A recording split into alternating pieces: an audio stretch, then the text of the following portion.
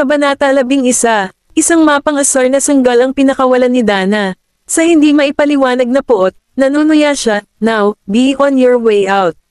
Hingal na hingal si Erisa sa galit. Matapos ang huling sulyap kay Dana, tumalikod siya kay Dana at lumabas ng kwarto. Nang makita kung paano niya nasaktan ang kanyang potensyal na mapapangasawa, naisip niya na malamang na wala na siyang pagkakataong makakuha ng trabaho. Kahit na ikaw talaga ang nobya niya, hindi ka dapat maging masungit at hindi mabait sa iba. Ganti ni Erisa. Sa puntong ito, hindi na siya natakot sa mga pananakot ni Dana. Determinado siyang iwanan ang sitwasyong ito ng buo ang kanyang dignidad. "Ikaw." Nagsimulang mamula ang mukha ni Dana sa galit. Pinandilatan niya ang papaalis na figure ni Erisa na may mga masamang iniisip na kumukulo sa loob niya. Sa puntong ito, lumabas na si Erisa sa opisina ni Benjamin at tumungo sa direksyon ng elevator. Agad siyang sumakay sa elevator. Maya-maya lang ay bumukas ang pribadong elevator sa loob ng opisina ng CEO. Lumabas si Benjamin sa elevator. Matangkad at mayabang ang tindig ng lalaki, habang pambihira naman ang gwapong katangian nito. Nagpakita rin siya ng likas na pakiramdam ng pagiging maharlika na maaaring magpakilig sa puso ng sinuman sa kanyang harapan. Nagsimulang tumibok ang puso ni Dana nang makita siya.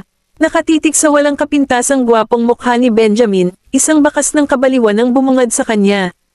Ang lalaking ito ay nasa kanyang isipan, at sino man ang haad lang sa kanyang daraanan ay walang alinlangan na makakatagpo ng kamatayan. Sa kanyang mahaba at makitid ngunit matutulis na mata ng phoenix, mabilis na inilibot ni Benjamin ang silid.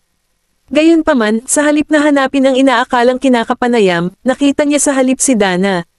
Agad na kumunat ang noo niya nang makita si Dana. "Benjamin, andito ka pala."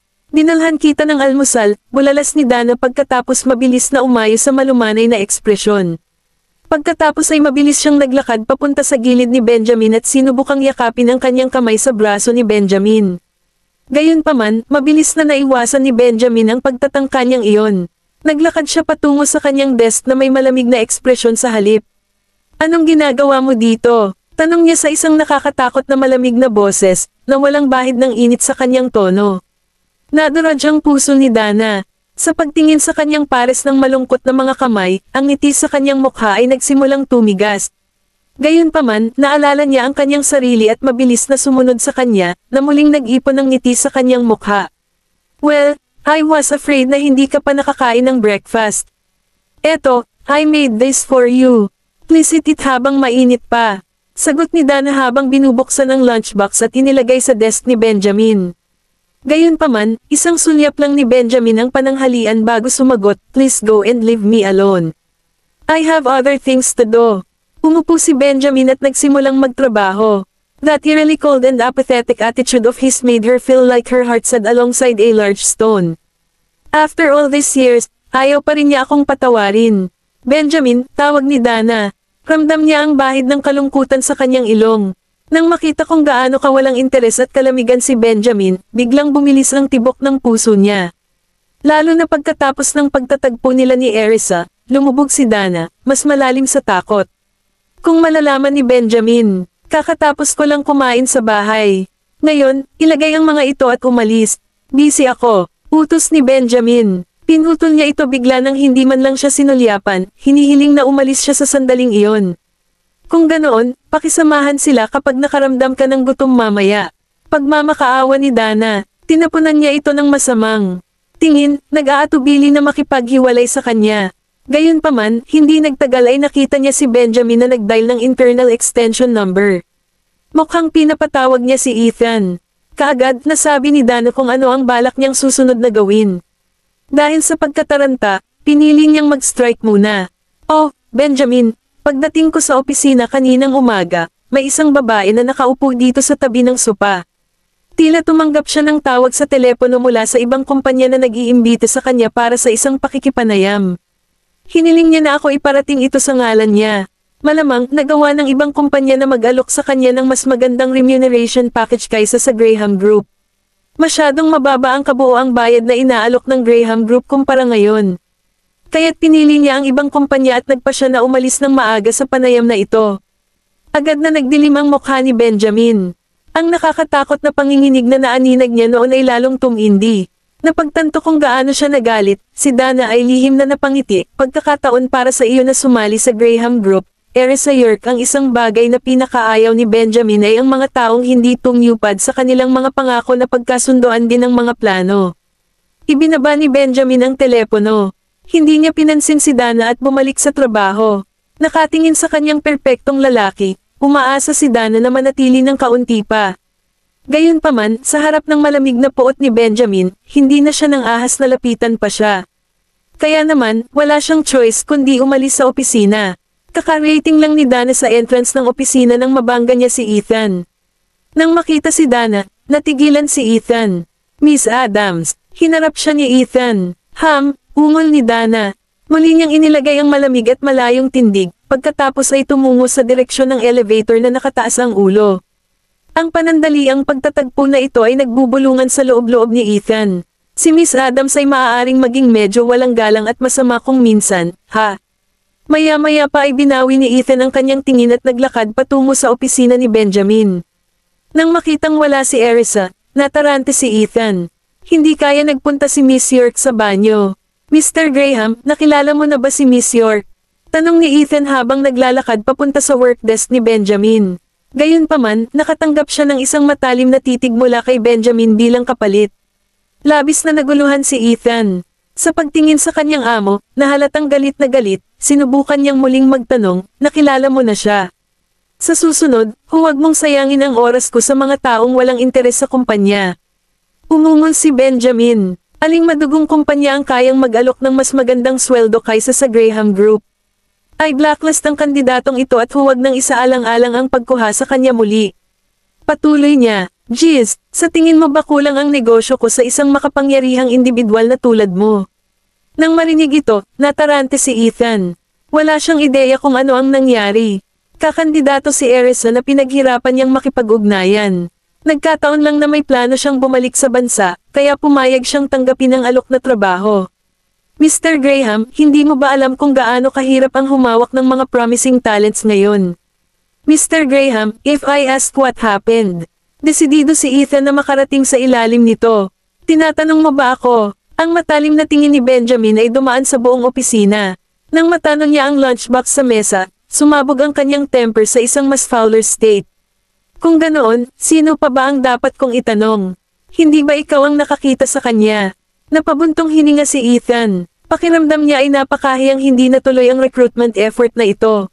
Dati, nakita na rin ni Benjamin ang resume ni Erisa. Sumang-ayon din siya na ang kanyang mga kasanayan at karanasan ay angkop para sa tungkulin at sa kumpanya. Ngayon, alisin mo ito. Makapangyarihang bilin ni Benjamin. Tama, okay. Mabilis na kinuha ni Ethan ang lunchbox sa desk. Maingat niyang sinilip ang amo bago nagkomento, Miss Adams treats you well, Making an effort to make you food the moment she returns is great. Sa totoo lang, hindi gaanong gusto ni Ethan si Dana bilang isang tao. Regardless, wala siyang choice kundi magsalita ng maganda tungkol sa kanya dahil siya ang syota ng kanyang amo. Sino ang nakakaalam kung dumating ang araw na siya ay naging asawa ng kanyang amo? Mas ligtas at matalinong magsalita ng mabuti tungkol sa kanya ngayon. Sinaman ang tingin ni Benjamin si Ethan. Nagulat si Ethan, natulala. He then smiled awkwardly and said, I'll take it away this instant if you don't like it. But Mr. Graham, Miss York is a rare talent. Sigurado ka bang hindi mo na muling isa sa alang-alang ang iyong desisyon? Nagkaroon na ba ng hindi pagkakaintindihan somewhere along the lines?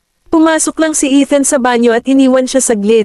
Kaya, hindi niya maintindihan kung bakit umalis si Erisa nang bumalik siya. Say, kung hindi lang ako lumayo, wala sanang nangyari noon. Ipinahayag ng babae na ang mga terminong iniaalok namin ay hindi umaayon sa kanyang inaasahan, pang-iinis ni Benjamin. Ngayon, may iba pa ba? Nang makitang masama ang loob ng kanyang amo, napailing na lamang si Ethan at nagpas siyang huwag nang magulat ng ibang mga bagay na may kinalaman sa kanilang trabaho. Hihintayin niyang maging maayos muli si Benjamin bago iulat ang iba pang detalye ng kanilang trabaho. Nang magkasalubong ang mga kilay, tumalikod si Ethan at lumabas ng opisina. Hindi ba sumang-ayon si Miss York sa mga tuntuning inaalok ng aming kumpanya noong huling beses kaming nagkausap sa telepono? Bakit nagbago ang isip niya sa huling sandali? Hindi makawala sa pagkalito si Ethan.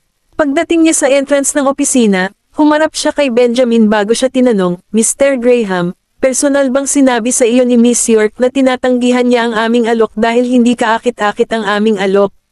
Naramdaman na lang ni Ethan na may mali. Karaniwan, kahit na ang isang negosasyon sa pagtatrabaho ay hindi nagtagumpay, ang mga kandidato ay kadalasang magiging hindi direkta sa pagtanggi sa alok. Hindi sila tuwirang mag-abala at magreklamo tungkol sa alok na trabaho, lalo na kapag ang kanilang potensyal na empleyado ay si Benjamin Graham. Hindi ba sila magdadalawang isip bago piliin na masaktan si Mr. Graham? Tanging isang dimwit ay magiging hanggal na gawin iyon, tama ba? Sinabi niya sa akin ang tungkol dito. Prank ang sinabi ni Benjamin. Gusto niyang ibagsak ni Ethan ang pagsubok na ito. Sa ganoong paraan, maaari siyang bumalik sa pagbabasa ng kanyang mga dokumento.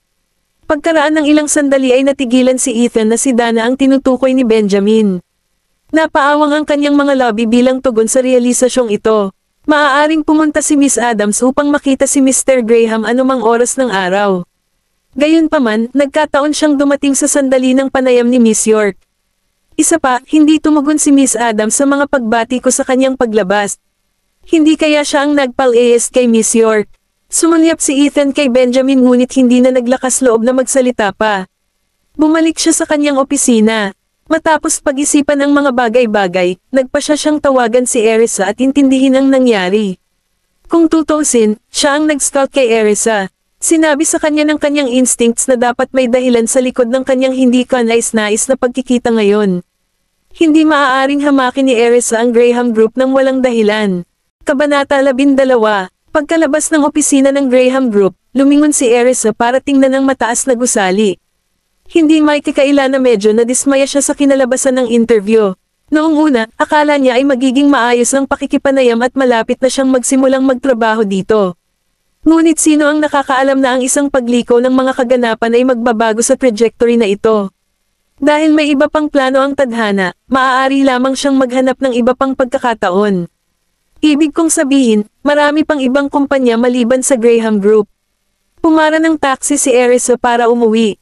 Sa pagbabalik, bigla siyang nakatanggap ng tawag sa telepono. Nang makitang si Ethan iyon, nakaramdam si Erisa ng kakaiba na maaari pa rin siyang tawagan pagkatapos ng kanyang naunang pagkikita. Napangiwi si Erisa na walang malay. Gayunpaman, sinagot niya ang tawag sa isang magalang na tono. Kumusta, Mr. Frank? Hello, Miss York. Sagot ni Ethan, palihim na sinusubukang-subukan ang tubig. Miss York, may isang bagay ba na hindi ka nasisiyahan sa Graham Group? Kung ang alalahanin ay nauugnay sa iyong sweldo, mangyaring malaman na kami ay bukas sa talakayan. Ang aming CEO, si Mr. Graham, ay talagang pinahahalagahan ang iyong talento. Taos-puso kaming umaasa na ikaw pag-isipang magtrabaho sa amin. Natigilan si Erisa sa sinabi ni Ethan. Ano ang ginagawa ni Mr. Frank ngayon?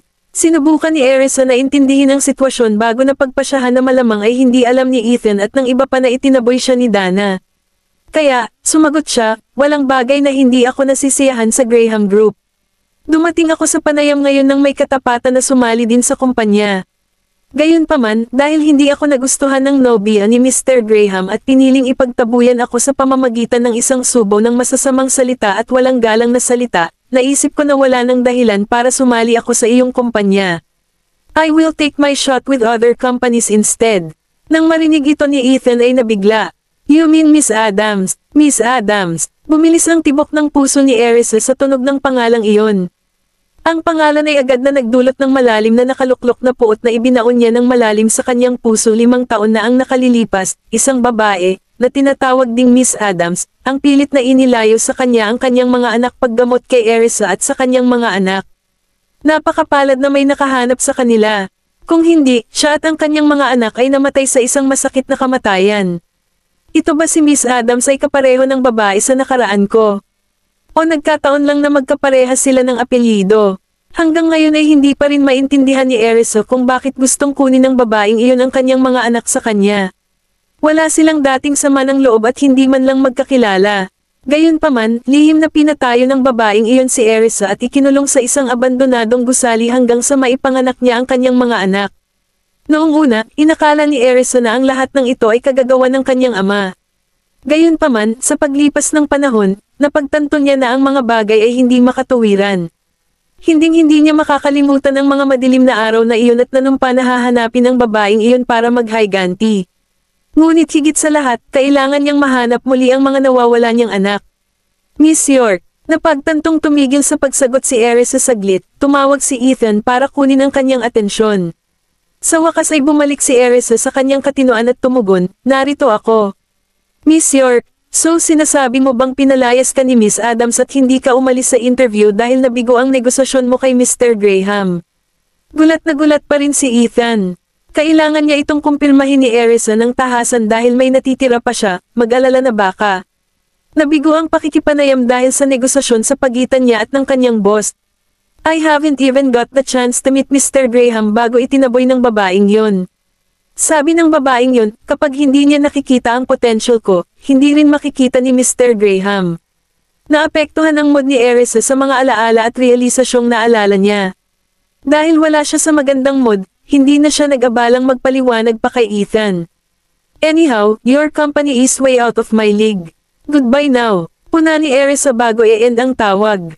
Masyado ba akong sensitibo sa bagay na ito? Ibang-iba ang tunog ng babaeng iyon sa opisina kanina sa babae 5 years ago. Medyo pause ang boses ng babaeng iyon na kumuha ng mga baby ko. Sinubukan tuloy ni Erisa na alalahanin ang engkwentro nila ni Miss Adams sa opisina kanina. Naalala niya ang pagkabigla ni Miss Adams nang makita siya. Noong una, akala niya ay nagulat na lang ang babae nang may makita siyang iba sa opisina ng kanyang kasintahan. But come to think of it now, parang nakilala niya si Erisa. Not to mention the way she arrogantly treated Erisa and that inexplainable pout niya against her. Mukhang nagmamadali siyang habulin si Erisa palabas ng opisina. Habang iniisip ito ni Erisa ay lalo siyang kinilig. Siya rin kaya ang babae mula sa pangyayaring iyon 5 taon na ang nakararaan. Kung ganon, hindi ba kasama niya ngayon ang mga anak ko? Mabilis na kinuha ni Erisa ang kanyang telepono para hanapin ang nobya ni Benjamin Graham. Kung ang babaeng iyon ay fiancé ni Mr. Graham, tiyak na nabalitaan ng media ang kanyang balita sa nakaraan. Malamang ako lang ang nahihirapang maghanap ng impormasyon niya. Hindi kaya itinago ni Mr. Graham ang lahat ng personal at pribadong impormasyon na may kaugnayan sa kanya. Sa nakikita kung gaano kakaiba ang kanyang pagkakakilanlan, marahil ay normal kung pipiliin ng media na huwag magulat din ng mga balita tungkol sa kanya. Baka pwede kong itanong kay Ethan ang pangalan ni Miss Adams. Sa ganoong paraan, magiging mas madali para sa akin na magsagawa ng aking mga pagsisiyasat. Sa isiping iyon, mabilis na sinubukang tawagan ni Erisa si Ethan. Gayunpaman, hindi dala ni Ethan ang kanyang telepono ngayon. Papunta na siya sa opisina ng CEO para hanapin si Benjamin. Sa opisina, pinag-aralan ng mabuti ni Ethan si Benjamin. Gayunpaman, hindi niya natukoy kung ano ang nararamdaman ni Benjamin. Magsalita ka kung may sasabihin ka. Kung hindi, lumabas ka at bumalik ka sa trabaho. Umungol si Benjamin matapos matalas na titig si Ethan. Mr. Graham, to have just spoken to Miss York. Sa kabila ng pagtitig ni Benjamin, inipon ni Ethan ang natitirang lakas ng loob upang tapusin ang kanyang pangungusap. Sabi niya, fiancé mo daw ang nagpal-AS sa kanya kanina. Nagkaroon ng pin drop na katahimikan sa hangin. Dahil dito, ipinikit ni Ethan ang kanyang mga mata upang hindi na niya makita si Benjamin. Ang fiancé ko, ngumuso si Benjamin na may pag-aalinlangan. Hindi nagduda si Benjamin kay Dana.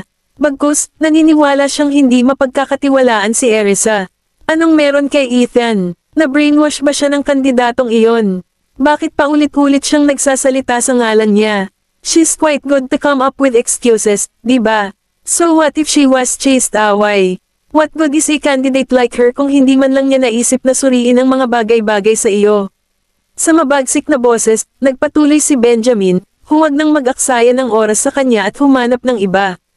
Hindi tulad ng Graham Group na mawawasak nang wala siya. Now get out. Si Benjamin ay nasa isang kaayla-hilakbot na kalagayan. Matapos mapag-alitan ay napahawak si Ethan sa ilong at lumabas ng kwarto. Say, si Miss York ay talagang isang mahalagang talento na kailangan ng Graham Group. Hindi ba maaaring maging mas maunawain si Mr. Graham? Hindi ba niya alam kung gaano kahirap maghanap ng ibang angkop na kandidato? Ibig kong sabihin, naghahanap kami ng pinakamahusay na IT engineer sa industriya, hindi lang ilang ordinaryong inhinyero. Samantala, dumating si Dana sa isang underground parking lot. Sa isang mabangis na hitsura ng kawalang awa na kumikislap sa kanyang mga mata, kinuha niya ang kanyang telepono at tinawagan ang isang tao. Sinagot ng tumanggap ang tawag habang nanginginig sa takot. Miss Adams, kaya naaalala mo ako. Masungit at masungit ang boses ni Dana. Isang ganap na pagkakaiba sa kung paano niya ipinakita ang sarili sa harap ni Benjamin. Of course, I remember you, Miss Adams. Kung hindi dahil sa'yo, wala na ako sa buhay na meron ako ngayon, takot at pasasalamat na sagot ng nasa middle-aged na babae. May maitutulong ba ako sa iyo, Miss Adams? Ilang taon din siyang hindi na-contact ni Dana. Kaya naman, masasabi ng nasa katanghaliang gulang na babae na walang magandang nangyari ngayong bigla na lamang siyang inabot ni Dana. Bumilis ang tibok ng puso niya sa pagkabalisa. Bamantong hininga si Dana bago tinanong ang nasa katanghaliang gulang na babae, bakit hindi mo tinalian ang mga bagay na hiniling ko sa iyo 5 taon na ang nakakaraan? Ngayon ko lang nakitang buhay na buhay at maayos ang babaeng iyon sa harapan ko, tanga. Alive and well, imposible yon. Lahat sila kinain ng buhay ng mga halimaw. Hindi makapaniwalang bulalas ng nasa katanghaliang gulang na babae. Buhay ang babaeng iyon, pero imposible yon. Nakita mo ba siyang kinakain ng buhay ng sarili mong mga mata? Pinindot ni Dana, kailangan niyang alamin kung ano ang eksaktong nangyari noon. Kung namatay nga si Erisa, hindi maaaring siya ang babaeng nakilala ni Dana kanina sa opisina. Gayunpaman, mas nagtiwala si Dana sa sarili niyang mga mata. Sigurado siyang hindi niya napagkamalan si Erisa na iba. Kami. Noon, nakita namin ang isang grupo ng mga lobo na sumugod sa kanila at pinaghiwa-hiwalay sila. Tapos, umalis na kami. Hindi namin napigil ang makita ang iba, bulong ng medyo may edad na babae. Sa katunayan, hindi namin nasaksihan ang kanilang sarili na kinakain ng buhay. Napakaraming lobo sa grupong iyon. Takot din kaming atakihin. Kung sisingilan sila ng mga lobo, mahihirapan silang umalis sa eksena kahit nasa loob sila ng sasakyan, kaya naman mabilis silang tumakbo matapos makita ang mga lobo na lumalapit sa pamilya mula sa malayo. Kabanata 13. Nakapinsen daw si Erisa nang wala siyang natanggap na reply mula kay Ethan. Na-offend ko ba siya sa pagiging masungit niya kanina? Kaya ba hindi niya ako pinapansin ngayon? Sa isang iglap, ang kanyang isip ay napuno ng lahat ng uri ng mga haka-haka. Matapos mag-alinlangan ng ilang sandali, sa wakas ay natipon niya ang kanyang sarili upang tumawag. Nakaramdam siya ng pagkabalisa habang naghihintay, at kalaunan ay sinagot ang tawag bago ito naputol. Miss York, mukhang nagulat si Ethan. Mr. Frank, may itatanong sana ako sa iyo. Maingat na sinisiyasat ni Erisa matapos pigilin ang halo-halong emosyon na bumabangon sa kanya. Tungkol saan ito? Ano ang buong pangalan ng mapapangasawa ni Mr. Graham? Tanong ni Erisa na pigil ang hininga. Dana Adams, bahagyang natigilan si Ethan sa hindi inaasahang tanong. Hindi ba niya kilala si Dana? Ay, salamat. Sige na, na-curious lang ako. Panatilihin ang kanyang kalmado, ibinaba niya ang tawag. The next instant, hinanap niya si Dana sa phone niya. Si Dana Adams ay ang nag-iisang anak na babae ng Adams Group. Sa kabila ng pagiging mayaman, ipinahayag niya ang kanyang malalim na interes sa industriya ng pelikula. Siya na ngayon ang hotshot movie star, at Danny ang tawag sa kanya ng kanyang mga tagahanga. Nang mabasa iyon, napakunot ang noo ni Erisa. Siya ba yung Danny na narinig ko sa airport? Nakatutok ang mga mata niya sa mga litrato ni Dana habang patuloy siyang nagmumuni-muni. Bakit parang ibang tao siya sa nakita ko? Siya ay mukhang magandang ngunit elegante, at ang kanyang ngiti ay kaibig-ibig sa larawan. Kung hindi ko lang siya nakilala sa totoong buhay ngayon lang, I bet maloloko rin ako sa itsura niya. Nakatitig sa screen na puno ng impormasyon, nahulog sa malalim na pag-iisip si Erisa. Kung siya talaga ang gumawa noon sa akin, it's going to take me some effort to probe further in the matter. Tsaka sigurado akong may ginawa siya para pagtakpan ang mga ginagawa niya. Saan ako magsisimula? Kung si Dana ang tunay na utak sa likod ng paka na ilang taon na ang nakakaraan, sa palagay ko ay inilantad ko lang ang aking sarili. Sa kasong ito, kailangan kong maging maingat mula ngayon. Kung hindi, malamang ay patay na ako bago pa man ako makapaghiganti. Miss, nakarating na tayo. Paalala ng taxi driver habang nakatalikod. Ang boses nito ay agad na nagpaalis kay Erisa sa kanyang pag-iisip. Matapos masilip ang pamilyar na lugar, nagmadali siyang nagbayad ng pamasahe bago bumaba. Pagdating niya sa bahay at pagbukas ng pinto ay sumugod ang kanyang mga anak bago niyakap ang kanyang mga hita. Sinubukan pa ni Jessie na umakyat sa kanya. Mami, bumalik ka na. Ang kanilang matatamis na boses ay agad na nagpagan sa kalooban ni Erisa. Nakangiting sagot niya, oo. Nakauwi na ako. Umakyat din si Oliver dahilan para mawala ng balanse si Erisa at madapa pa at Rust. Bigla niyang hinawakan ang mga ito ng mahigpit bago isara ang pinto. Hoy, malapit nang matamba si Mommy. Bumaba ka na. No way. Gusto ko buhatin ako ni Mommy. Nawawala ang mga ngipin ni Jessie sa harapan, at halos hindi siya makapagbitaw ng malinaw na salita. Hindi alintana, ang cute niyang magsalita sa malambot niyang boses. Tinapik ni Erisa ang matambok na pisngi ni Jessie ng buong pagmamahal habang sinasabi, Sweetheart, come here. Nakatayo pa rin, binuhat niya si Jessie bago hinalikan sa pisngi. Hehe, Mommy, gusto din kitang halikan. Ipinulupot ni Jessie ang kanyang mga braso sa leeg ni Erisa at masayang naglagay ng dalawang halik. Ilang segundo lang ay napuno na ng laway ang mukha ni Erisa. Mommy, gusto ko din ng kiss. Pakiusap ni Oliver matapos makita ang ginawa ni Jessie. Habang sinusubukan niyang umakyat kay Erisa, dumulas sa kanyang ilong ang kanyang salamin. Hindi napigilan ni Erisa na matawa sa kanyang nakakalokong tingin. Ang dalawa pa ay natuwa nang makita si Erisa, ngunit hindi nila ito ginawa. Sa halip, kumapit sina Zachary at Gavin sa magkabilang hita ni Erisa. Okay, walang mawawala. Pagkatapos, binuhat niya si Oliver at marahang hinalikan sa pisngi. Itinaas ni Oliver ang kanyang salamin. Nang lumino ang kanyang paningin, isang banayad na halik ang ibinaba niya sa pisngi ni Erisa. Sa pagtingin sa kanyang mga bubbly na mga anak, natunaw ang puso ni Erisa habang siya ay nasilaw sa masayang eksena sa kanyang harapan. Lumuhad siya bago hinayla sina Zachary at Gavin sa kanyang mga braso para halikan sila. Gayunpaman, hindi niya napansin na namula ang pisngi ni Gavin. Pupunta ako sa banyo, at babalik ako para samahan ka sandali.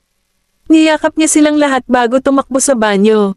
Hindi nila napigil ang mapangiti nang makita siyang nagmamadali. Nagsasaya silang mag-isa nang lumabas siya. Parehas silang apat, nakatayo sa gilid si Erisa habang pinagmamasdan silang mabuti. Anak ko silang lahat. Buti sana kung nandito din ang panganay ko. Isang pahiwatig ng mapanglo ang lumipas sa kanyang titig nang tumama sa kanya ang ideyang iyon. Hindi ko nga alam kung maayos ba ang anak ko. Bakit siya kinuha ng babae? Kung balak niyang palakihin siya bilang sarili niya, tinatreto ba niya ito? Tama.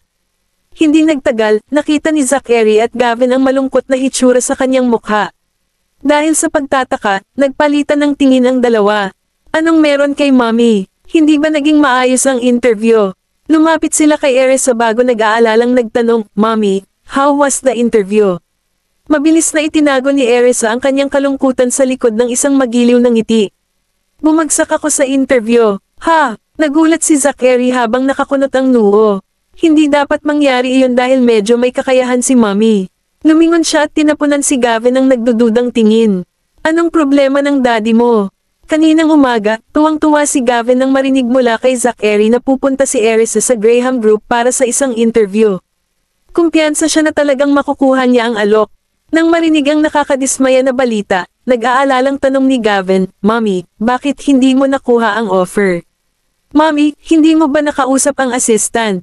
Bakit ka bumagsak sa interview noon? Natarante siyang tinitigan ni Zachary. Pagkaraan ng ilang sandali, nagtanong siya, sino ba ang bumagsak sa iyo? Si Daddy ba ang may gawa niyan? Kasabay nito, si Gavin ay may nakatitig sa kanya ang mga mata habang naghihintay ng matibay na sagot na makapagpapaalas sa kanyang pagdududa. Ang lugi nila ay hindi kanila kinuha. Maghahanap tayo ng mas mahuhusay na kumpanya at hayaan silang matuto ng kanilang leksyon sa pagkawala ng magaling na kandidatong tulad mo. Napangiti si Erisa nang marinig ang mga salitang iyon. Dinala niya sila sa sala at naupo. Naging maayos ang lahat ng walang sagabal, at naisip ko na malaki rin ang pagkakataon ko. Hanggang sa may nakilala akong babae noong hinihintay ko si Benjamin, at pinalayas niya ako. Hindi niya inaasahan ang isang napakalaking pagliko ng mga pangyayari bago niya makilala si Benjamin. Pinaikit ni Gavin ang kanyang mga mata na may mapang-asar na ekspresyon sa kanyang mukha. Mommy, sino yung babaeng yon? Siya kaya si Dana Adams? Kinuha na ni Gavin si Erisa bilang mommy niya, at ang tanging nararamdaman niya kay Dana ay puot. Siya ang fiancé ni Benjamin Graham. Napatingin si Erisa sa kanyang mga anak habang ipinapahayag niya ang kanyang hinaing.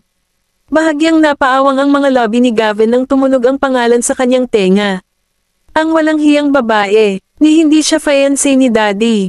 Kahit na sa tingin niya, hindi siya kinikilala ni Daddy, at wala rin siyang planong pakasalan siya.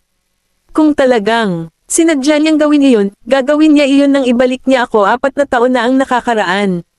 Gaano siya kahihiyang umikot para sabihin sa mga tao na siya ang fiancé ni Daddy. Mommy, huwag kang magpakatanga. Wala pa akong narinig na may nobya si Benjamin. Tiyak na ayaw ni Gavin na magkamali si Erisa. Tiningnan ni Zachary ang una bago ito sumagot, How dare that woman say that? Sa pagkakataong iyon, hindi na nakaimik si Gavin sa prangka na sagot ni Zachary na malapit nang tumambad sa kanya. Nakangiti, naantig si Erisa sa kanilang mga kilos na protection. Kabanata 14. Natuwa si Erisa nang makitang ipinagtatanggol siya ng kanyang mga anak kapag minamaltrato at dinadaluyan siya ng pag-iingat sa panahong tulad nito. Okay lang. Maghahanap na lang ako ng ibang trabaho. Isang ngiti ang isinuot niya para mapatahimik ang kanilang isipan. Hinawakan ni Zachary ang kamay niya. Mommy, don't worry. Kami na po ang bahala sa inyo. Labis na naantig si Erisa sa sinabi ni Zachary. Binigyan niya ito ng mainit na yakap bago tinapik ang ulo nito. Hindi mo na kailangan gawin yon. Ako na ang bahala sa'yo. Ang pag-iisip ang mahalaga. Siyempre, hindi ko hahayaang pasanin nila ang bigat ng buhay. Masyado pang maaga para gampanan nila ang napakabigat na responsibilidad sa murang edad na ito. Mommy, maaari akong kumita ng maraming pera pagkatapos magbenta ng isa pang programa. Paninigurado ni Oliver. Mommy, huwag mo akong kalimutan. Malaki rin ang kikitain ko sa pagmamodelo. Niyakap ng mahigpit ni Jessie si Erisa. Gusto rin niyang tumulong. Mommy, may pera din ako. I can take care of you. Walang pag-aalinlangang itinaas ni Gavin ang kanyang pag-iisip, umaasang hindi gaanong mag-alala si Erisa tungkol sa pagkuha ng trabaho. Dahil sa mga kinikilos nila, hinawakan sila ni Erisa sa kanyang mga bisig. Salamat sa iyong mabait na pag-iisip. Sinakop ko na ito, kaya maaari mong itago ang pera para sa iyong sarili.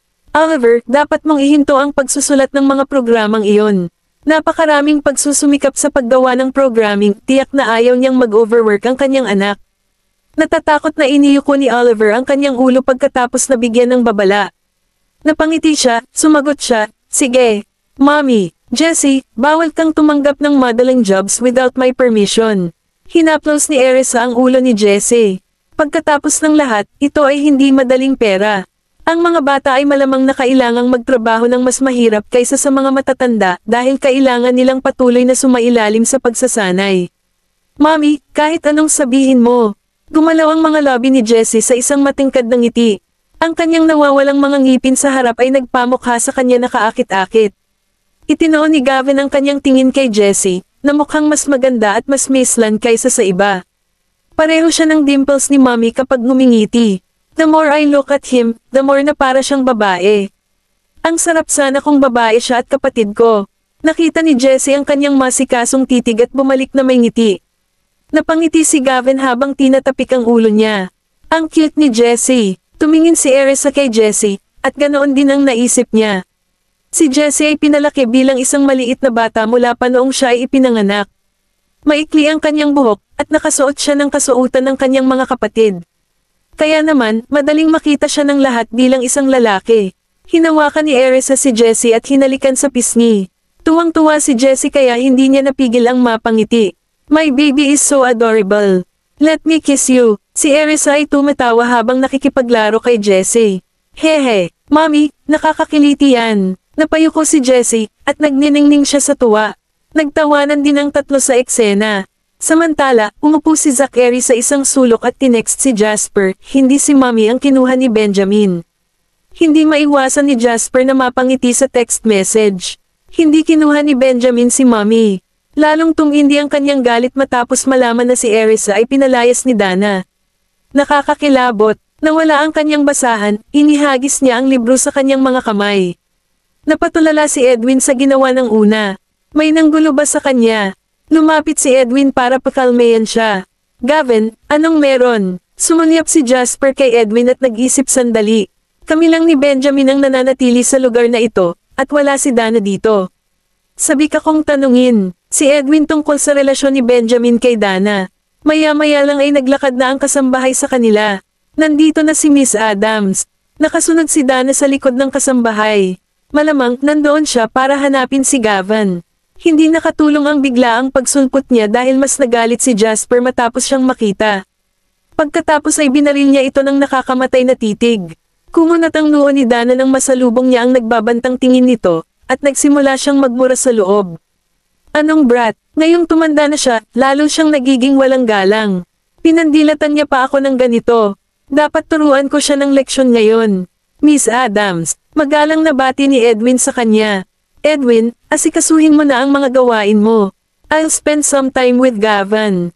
Pinipigilan ni Dana ang kanyang galit bago sinenyasan si Edwin na umalis. Nakangiting lumapit siya kay Jasper. Sumilip si Edwin kay Jasper at nakita niya ang galit na galit nitong ekspresyon. Sa kabila ng pag-aalala, tumabi pa rin siya. Napangiti si Dana mula tenga hanggang tenga nang makita si Jasper. Gavin, galit ka pa rin ba sa akin? I'm sorry. Let me take you out for some nice food. Binigyan siya ni Edwin ng isang mabilis na sulyap sa gilid ng walang sinasabi. Siya ang nanay ni Gavin, at kanina pa niya ito inilabas. Wala namang masama kung ilabas niya rin siya this time. I don't need you to do that. Napakawalan Gia mong tao. Naiinis ako sa tuwing nakikita-kita. Lumayas ka. Bulalas ni Jasper, tila hindi natatakot na masaktan ang kanyang damdamin. Walang pakialam si Jasper sa sino man nang siya ay na-trigger. Hindi pa nakikita ni Edwin si Gavin na kausap si Dana ng ganoon ka-harsh. Kaya naman, natigilan siya sa eksena. May bakas ng kabangisan na dumaan sa mga tingin ni Dana nang ilagay niya ang kamay niya kay Jasper. Naglagay siya ng walang magawa na ekspresyon na parabang siya ay isang hindi gustong ina ng kanyang anak. Kasabay nito, palihim siyang nagpapalakas at pilit na kurutin ang braso ni Jasper. Gayunpaman, hindi niya alam na hindi si Gavin ang batang nasa harapan niya. Sa katunayan, si Jasper ay hindi isang taong magparaya sa ganoong gawain. Bago pa man makagalaw si Dana ay isang sipa na ang isinagot ni Jasper. Dahil sa sakit at galit, naging pula ang kanyang mga mata sa ilang segundo. Gavin Graham, galit na sigaw ni Dana. Siya ay ganap na nahuli sa kanyang pag-atake. Hindi ko alam na ganito pala kalakas ang brat na ito. Sinalubong ni Jasper ang kanyang masamang tingin. Nagulat siya saglit bago tuluyang umiyak. Lumapit si Edwin at hinawakan si Jasper sa kanyang mga braso. Hindi siya naglakas loob na magalit kay Dana bagkus ay inaliw niya si Jasper, huwag kang matakot. Mr. Whitley, bakit niya ginawa iyon? Bakit? Ano bang nagawa kong mali? Hindi ko siya nanay. Ayoko ng isang nanay na katulad niya. Sinubukan pa niya akong kurutin. Naiiyak sa lungkot si Jasper. Sumeryoso ang mukha ni Edwin matapos pakinggan si Jasper. Iniwas niya ang tingin kay Dana. Miss Adams, nanlaki ang mga mata ni Dana sa hindi makapaniwala. Hindi ko inaasahan na magrereklamo si Gavin sa akin. Nahuli niya ang nag-aalinlangan na tingin ni Edwin at napunta sa isang estado ng gulat. Ako, wala akong ginawa. Edwin, huwag kang makinig sa kanya. Gavin, how could you tell lies? Ano ang itinuro ko sa iyo? Bakit ka nagsisinungaling? Nanay mo ako, hindi mo ako mama. Hindi mo lang ako sinubukang kurutin, pati ako pinapagalitan mo pa. Tsaka sinabihan mo pa akong magsinungaling. Isa kang masamang babae, kaya hindi kita nanay. Sigaw ni Jasper habang nakasubsob ang ulo sa mga bisig ni Edwin. Hindi ko inaasahan na susubukan niyang gawin iyon sa akin sa harap ng lahat. Baka mas masahol pa ang ginawa niya kapag walang tao sa paligid. Kinilig si Jasper nang mag-flash sa isip. Niya ang mga eksena ni Dana na nagtatangkang saktan siya gumanti lang si Jasper dahil masama ang loob niya sa kanyang nakababatang kapatid. Going to marry me even after I brought this brat back, I would have abandoned him back then than having him increase his voice at me and accuse me now. Kabanata 15, nanginginig sa takot si Jasper, at ang kanyang tugon ay umani ng simpatiya ni Edwin. Sabi ng huli sa mahinang boses, Miss Adams, tinakat mo si Gavin. Edwin, tignan mo siya. Ilang araw pa lang, pero umaarte na siya sa labas ng linya. Natuto pa siyang magsinungaling. Dapat turuan ko siya ng leksyon ngayon. Hindi na napigilan ni Dana ang kanyang kalmado. Inabot niya ang kanyang mga kamay, gustong hilahin si Jasper. Napahawak ng mahigpit si Jasper sa hita ni Edwin at pinandilatan ito ng mata. Do you dare say na hindi mo ako sinubukang saktan? Sumili sa mga mata ni Dana ang pagka-guilty, pero hindi nagtagal ay napigilan niya ang sarili bago sumisigaw ng may diretsyong mukha, nagsisinungaling ka. Madidismaya ang daddy mo kapag nalaman niyang nagsisinungaling ka. Sisabog na si Jasper sa galit. Itinaas niya ang manggas bago iniunat ang kamay. Mr. Whitley, may intensyon talaga siya. Nang sinubukang kumawala ni Jasper sa pagkakahawak ni Dana kanina ay may naiwan na marka. Dahil sa kumbinsido sa paratang ni Jasper, bumagsak ang mukha ni Edwin habang nakatitig kay Dana. Miss Adams, kailangan kong tawagan si Mr. Graham. Nag-aapoy sa galit si Edwin dahil hindi siya makapaniwalang susubukan ni Dana na gawin iyon sa isang bata kahit na nasa paligid siya.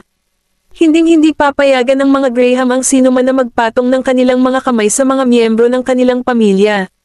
Kaya naman, wala siyang posisyon para parusahan si Gavin kahit na ina niya ito. Bagamat si Benjamin ay hindi isang taong nagpapahayag ng kanyang damdamin, labis siyang nagmalasakit kay Gavin.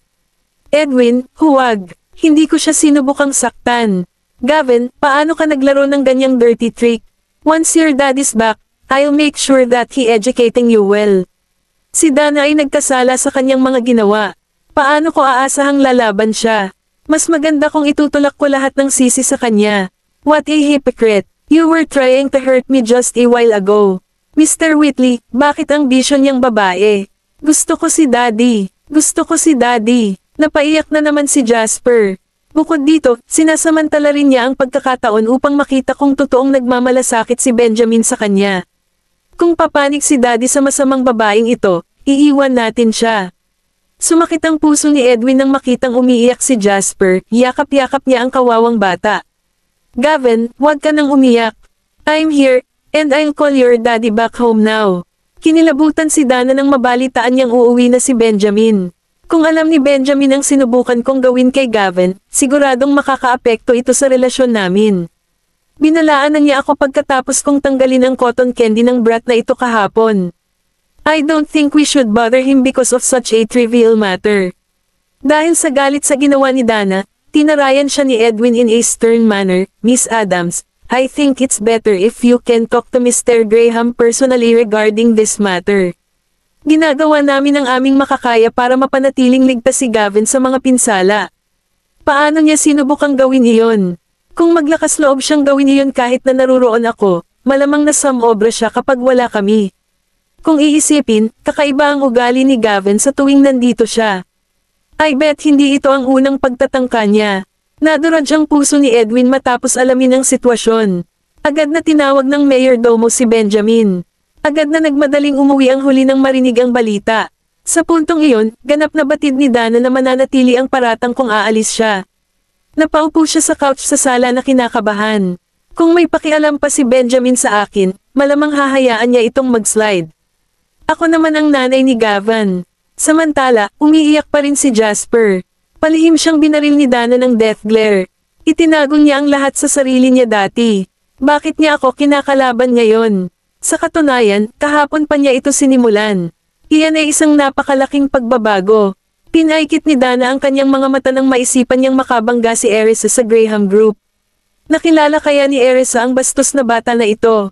Namangha sa posibilidad na iyon, si Dana ay napunit sa pagitan ng galit at kaba. Nakilala na ba ni Benjamin si Erisa bago ito? Oras na para makaisip ako ng paraan para mawala siya ng tuluyan. Lalong tumindi ang masamang tingin sa mga tingin ni Dana habang binabalak niya si Erisa sa kaibuturan. Samantala, hindi pa rin alam ni Erisa ang lahat ng nangyayari sa kanyang likuran. Siya ay gumugol ng ilang oras sa pakikipaglaro sa kanyang mga anak bago sila inilabas para kumain, at sila ay nasa buong buwan. Mommy, gusto kong magkaroon ng maraming masarap na pagkain. Hindi maitago ni Jessie na isang foodie ang excitement habang hinahatak ang kamay ni Erisa. Mommy, ano pong kakainin natin? Natuwa din si Oliver. Kanina pa niya hinihintay na subukan ang lahat ng magagandang pagkain na nakita niya sa internet bago sila bumalik sa bansa. Pwede kang kumain ng kahit anong gusto mo.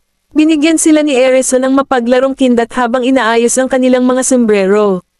Noon lang niya napansin na nawawala ang sombrero ni Jasper.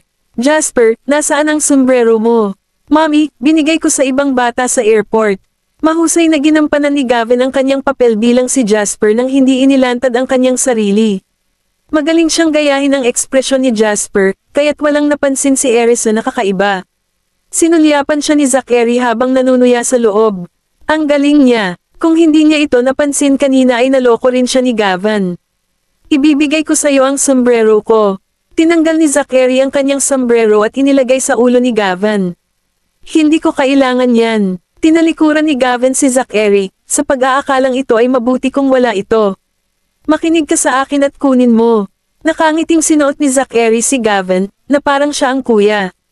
Natigilan si Gavin saglit. Kinukuha niya ba akong nakababatang kapatid? Kung ako ang kinuha ni Dana imbes na sila, malamang ako ang panganay sa kanila. Let's go. Bibilhan kita ng bago, sabi ni Erison na nanatili ang ngiti sa lobby. Nasa Cloud9 si Gavin nang marinig iyon. Ngumisi siya mula tenga hanggang tenga, salamat, mommy. Pagkatapos ay inilabas ni Erisa ang kanyang mga anak para sa isang masasarap na pagkain.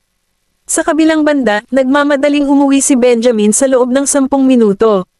Bago siya nakarating sa pinto, narinig niya ang nakakaawang pag-iyak ni Jasper na nanggagaling sa loob. Narinig na niya itong umiiyak nang magkausap sila sa telepono kanina lang.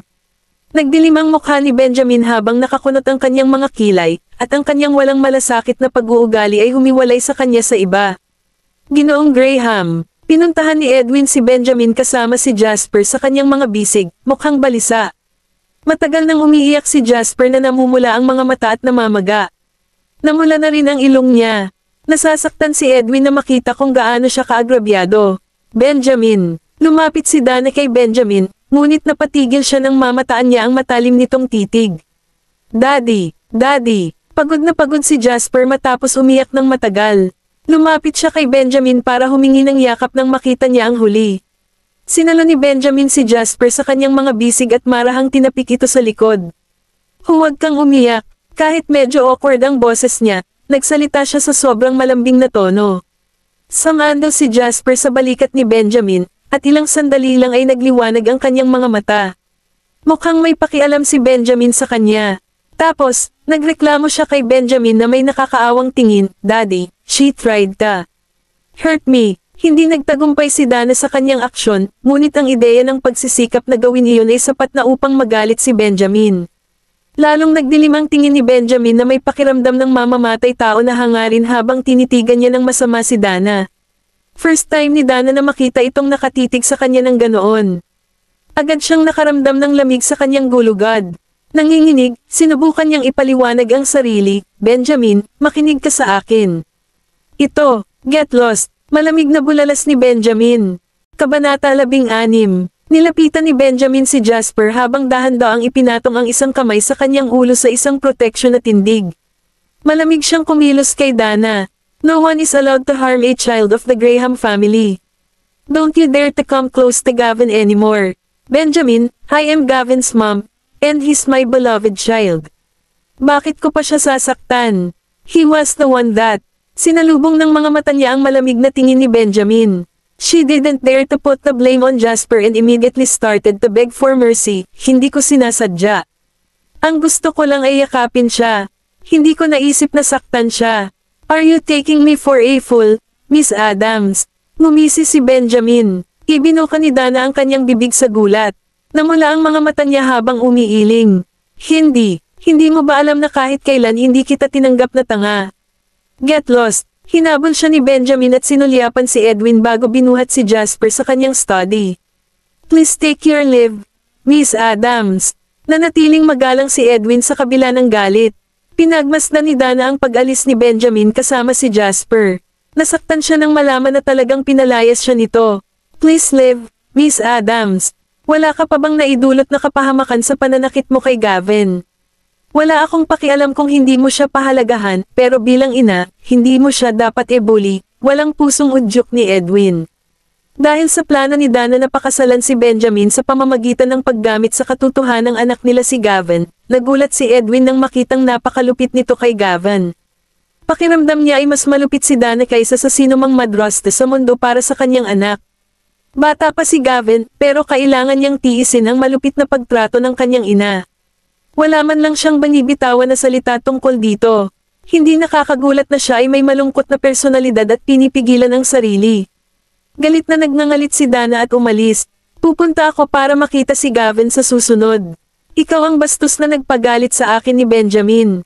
Maghihiganti ako. Miss Adams, I suggest that you stop coming over. Gavin is not pleased to meet you. Stop pestering him. Totoong hindi komportable si Gavin sa tuwing naruroon siya. Pinandilatan siya nito bilang ganti. Hindi ka ba natatakot na baka sabihin ko kay Benjamin ang ugali mo sa akin, Edwin? Maliman ako, anak ko si Gavin. Wala kang posisyon para husgahan ako. Sige, snitch mo ako. Miss Adams. Alam na alam ni Edwin na galit si Dana at palihim na sumangot sa kanyang puso. Siya ay dapat na naglalagay ng isang aksyon. Paano kaya siya ang nagsilang kay Gavin? Nakakaawa naman na ina niya ito. Sana malaman na niya ang totoong ugali niya pagkatapos ng pangyayaring ito. Naasar si Dana at walang ideya kung paano haharapin si Edwin. Siya ay isang senior at matagal nang naglingkod kay Benjamin. Wala na siyang nagawa kundi ang magsabi ng mga bagay para gamaan ang sarili. Wala siyang mairereklamo sa harap ni Benjamin dahil magiging walang kwenta ang lahat. Wala siyang ibang mapagpipilian kundi ang umalis dahil ayaw niyang mas lalo siyang kasuklaman ni Benjamin. Pumasok si Benjamin sa kanyang study habang karga si Jasper. Pagkatapos, kinuha niya ang first aid kit. Baka sa mukha niya ang pagkairita habang sinusuri kung may sugat si Jasper. Sandaling tumingin sa kanya si Jasper. Huminga siya ng malalim habang bahagyang natakot kay Benjamin, na nanatiling tahimik sa buong proseso. Napatingin si Benjamin kay Jasper at napansin niyang umiiyak ang huli. Walang tigil ang pag-agos ng luha mula sa kanyang namumulang mga mata. Naramdaman ni Benjamin ang kirot sa kanyang puso sa pagpapakita ng pagkabalisa ng bata. Stop crying. Big boy ka na. Kinagat ni Jasper ang sulok ng kanyang bibig dahil sa pagkadismaya. Nasasaktan ako. Bakit niya ako kinasusuklaman? Hindi na kayanan ng mommy ng ibang bata na saktan ng anak nila, pero pilit akong kinurot ni mommy ng buong lakas. Is she even my mommy? Natigilan si Benjamin. Dati silang sumailalim sa DNA test para patunayan na walang dad ang anak nila si Gavin. Napalunok siya at mabilis na sumulyap kay Jasper bago tumuloy sa pagsasara ng first aid kit. Hininaan niya ang tono niya at nagsalita. Pwede mong itigil ang pagkikita ng mommy mo kung hindi mo siya gusto. Tiwala si Benjamin na lalaki ang kanyang anak ng maayos kahit wala ang kanyang ina. Masyadong malayo ang narating ni Dana sa pagkakataong ito. Nagliwanag si Hope sa mga mata ni Jasper habang nakaawang nagtanong, talaga? Hindi mo ba siya mahal? Papakasalan mo pa ba siya, kung gayon? Sinabi niya sa akin na gusto mo, Daddy. Kumunat ang noo ni Benjamin. You don't have to worry about it. Hinding-hindi mangyayari yon. Natigilan si Jasper sa sagot niya. Ano ang ibig niyang sabihin? Ibig sabihin ba nito ay hindi mahal ni Daddy si Mommy? O hindi siya magpapakasal sa kanya? I feel that she is not my mommy. She hated me since I was young. Sa tuwing wala kayong lahat, sinusubukan niya akong kurutin sa mga lugar na hindi madaling makita kapag naiinis siya. Sa totoo lang, walang ideya si Jasper kung palaging ganoon ang kinikilos ni Dana. Gumagawa lang siya ng mga bagay para paniwalaan siya ni Benjamin. Ang mukha ni Benjamin ay naging mataimtim habang nagtanong sa malalim na boses, bakit hindi mo sinabi sa akin ang tungkol dito noon pa? Napatingin sa kanya si Jasper at ngumisi. Hindi ako nang ahas na gawin iyon dahil pinagbantaan niya ako. Napayuko siya at nanginginig habang nagpapaliwanag. Dahil sa malungkot na tingin niya ay kumirot ang puso ni Benjamin sa sakit. Dahan-daang ginulo ni Benjamin ang buhok ng bata at nangako, mula ngayon, hindi na ako papayag na may mang-aapi sa iyo. Nakonsensya siya na muntik nang masaktan ang pinakamamahal niyang anak, hindi lang ng kahit sino kundi si Dana. Ibinaon ni Jasper ang sarili sa mga bisig ni Benjamin at sumangot. Makikipagrelasyon ka pa ba sa kanya, Daddy? Isang kislap ang lumitaw sa mga mata ni Benjamin dahil hindi niya alam kung paano sasagutin ang kanyang tanong. Well, gusto mo bang makasama ko siya? Umiling si Jasper. Hindi. Tumigil sandali si Benjamin matapos marinig ang determinasyong sagot ni Jasper. Ibinaba niya ang tingin sa ulo ni Jasper. Akala ko gusto niyang magkatuluyan kami. May nararamdaman ka bang sakit kahit saan? Hinawakan niya si Jasper at pinagpatuloy ang pag-check kung may mga sugat si Jasper. Dito, tinapik-tapik ni Jasper ang kaliwang dibdib para ipakita kay Benjamin na ayos lang siya pero nasaktan siya sa mga ginawa ni Dana. Bihirang nasaksihan ni Benjamin ang pag-iyak ng kanyang anak. Simula nang matutong maglakad at magsalita si Gavin ay hindi ko na siya nakitang umiyak ng ganito. Dinudurog nito ang puso ko. Marahan niyang tinapik ang ulo ni Jasper at inaliw siya, magiging maayos din ang lahat. Kumunat ang noo ni Benjamin habang nagdilim ang ekspresyon ng mukha niya. Paanong ang sarili niyang ina ay naging napakagapang sa kanya. Hinding-hindi ko siya susubukang saktan. Napaka-protective ni Benjamin sa kanyang anak. Kahit na si Dana ay isang taong may mahalagang lugar sa kanyang puso at naging ina ni Gavin, hindi niya maiwasang mabalisa. Naramdaman ni Jasper na may mali kay Benjamin at nag-iingat siyang nagtanong, "Daddy, mommy ko ba talaga siya? Iba na ba ang mommy ko?" Nang marinig iyon, nagsalubong ang kilay ni Benjamin. Tiningnan niya ang umaasa na mga mata ni Jasper at pinisil ang pisngi niya. "Siya ang mommy mo, nag-o-overthink ka. For all I know, baka inampun niya ako. Don't you think that I look nothing like mommy, daddy?" Dismayadong sabi ni Jasper. Isang panginginig ang mamalat sa gulugod ni Benjamin. Pagkatapos, pinagmasdan niya ang facial features ni Jasper. Ang bata ay humigit kumulang 70-80% na katulad ni Benjamin in terms of looks, ngunit siya nga ay walang pagkakahawig kay Dana karaniwan. Ang mga bata ay sumusunod sa hitsura ng kanilang mga magulang. Kabanata 17. Hey, Daddy, paano kung gusto ka ni Mommy na pakasalan, kaya kinuha niya ang anak ng iba para angkinan? Dagdag ni Jasper habang si Benjamin ay nanatiling nalilito. Hinaplos ni Benjamin ang ulo ni Jasper. Namangha siya sa imahinasyon ng bata. Nang magising si Benjamin ilang taon na ang nakalipas, nasa tabi na niya si Dana. Siya ay galit na galit sa kanyang mga pakana. Pagkatapos ay iniwan siya nito para lamang bumalik kasama ang isang bata, na sinasabing sa kanila siya sa pamamagitan ng DNA test. May malabong alaala na hindi mawala sa kanyang isipan. Ito ay isang alaala kung saan may isa pang babae na may mas malumanay na boses, at nagsuot siya ng kakaibang pabango. Pinutol niya ang kanyang tren ng pag-iisip. Kung talagang nagampon si Dana ng bata at nagkataon na akin ang bata, sino ba talaga ang babaeng iyon? Hindi naman parang hindi naghinala si Benjamin.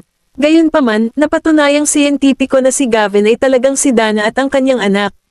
Nabago kaya niya ang resulta ng DNA test? Daddy, I don't want her as my mommy. I want another mommy. Hinawakan ni Jasper si Benjamin at siniil siya. Kailanman ay hindi naging bata si Gavin sa paligid ni Benjamin, kaya natunaw ang puso ni Benjamin sa tanawing ito.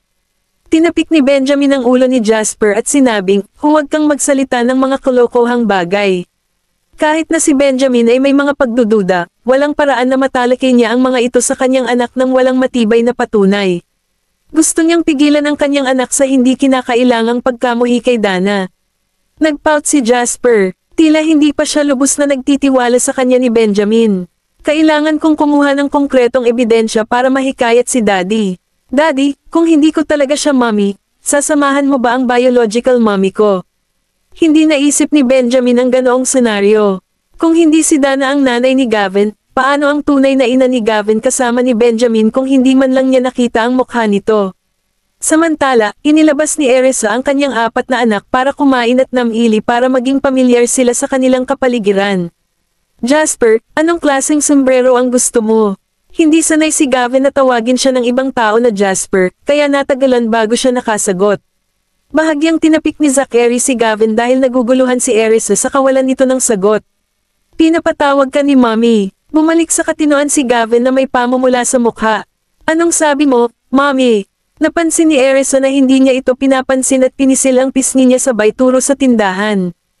Aling sombrero ang gusto mo?